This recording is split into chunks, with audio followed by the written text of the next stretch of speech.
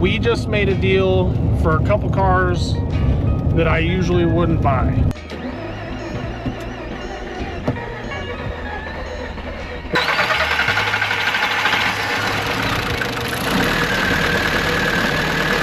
Oh, she's smoking a little.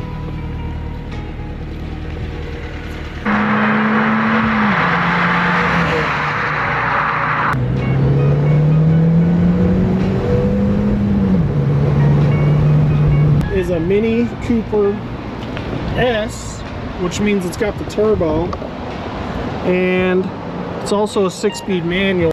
Time for the big reveal, and missing the top timing chain guide. It doesn't look like we're going to be able to start the Mini today, but the Audi runs great. So let us know what you think in the comments. If you've worked on Minis before and you've seen this issue, how hard of a job is it? Let us know.